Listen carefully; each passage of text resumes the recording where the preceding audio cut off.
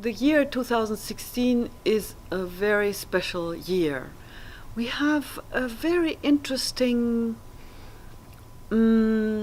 contrasts and polarizations that break up everywhere in the world.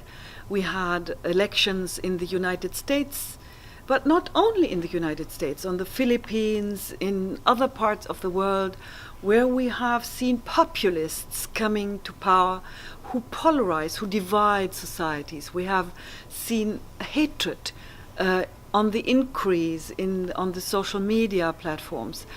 So we live in a world that is getting scarier in many ways, on many levels. So from my point of view, from my work, I always have wished in the past years, I wanted to wake up people to the fact that we are not on a good way with the way we form our globalization. It's basically a kind of exploitation, global exploitation, and that this is something we have to wake up to. At the moment, people do wake up, but in a way that may not heal the problem, but make it worse. So this is my personal fear, and many other people fear that the waking up is happening, but but where does it lead us to, this waking up? And I would like, we speak also, of times of terrorism where people getting radicalized, and I say yes, radicalization. I'm a radical for dignity. And I would like to wake people up and radicalize them to see what will be a dignified future for our planet, for our children, for our next generation. Will it be to divide the world into hatred? With hatred, is that the path? And exploiting our planet more, is that the path?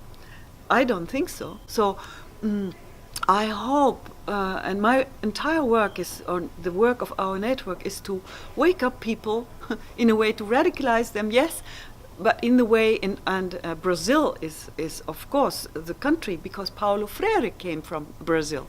He had the notion of conscientization, that we feel humiliated. I don't want to be jaded. I don't want to develop resilience against humiliation. No, I want to have a very thin skin, and I want to feel with everybody who feels traumatized, who feels denigrated, who feels humiliated.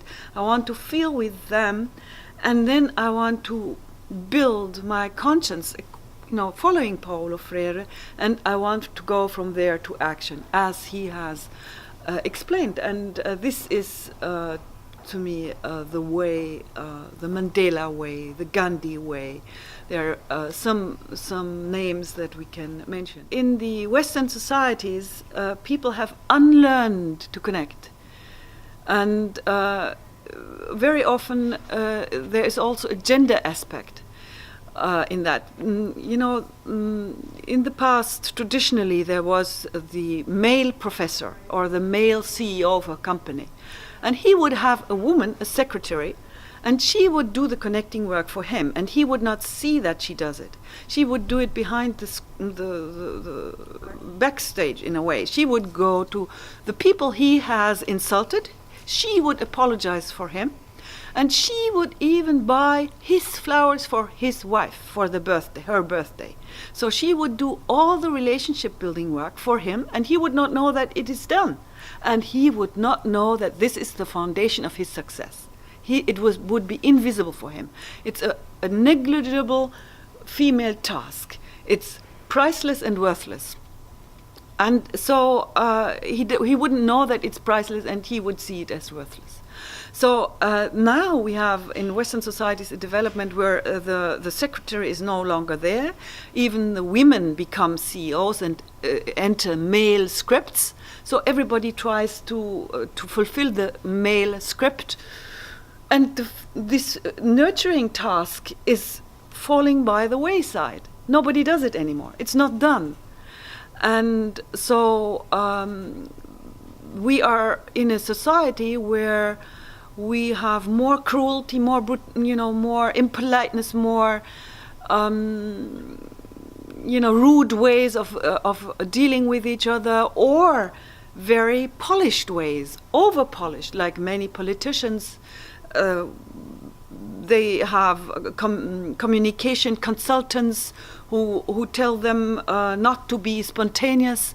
So there are some politicians, many politicians, who are no longer spontaneous. They are over polished. And then we have the trolls on the social platforms who are spewing hatred. So this is the result of a society that has not taken in that the relationship building work, the nurturing of relationship, that what the secretary did in a way on the backstage, that this is the foundation of a society. It's the way also the mother is caring for the children. It is not, the kindergarten staff, how are they being paid and valued? All the nurturing work in our societies, all the maintenance of our planet. The nurturing work, the maintenance work is kind of has a label of female inconsequentiality. It's not important. It is self-executing somehow, because the secretary did it somehow and the mother does. Now I hear from Germany, young mothers sit with their cell phone in front of their crying babies and do not know what to do with the baby, because they have not learned it. They have not learned how to be with a baby. So we have huge, big societies that are lacking in emotional, relational literacy. Our workshops, our conferences are kind of training grounds where we try to see what can we do, how can we make it happen that everybody can bring everything, his and her and whole potential into our community. How can we make that happen? This is the main aim of our conferences. So thank you very much. Thank you so much.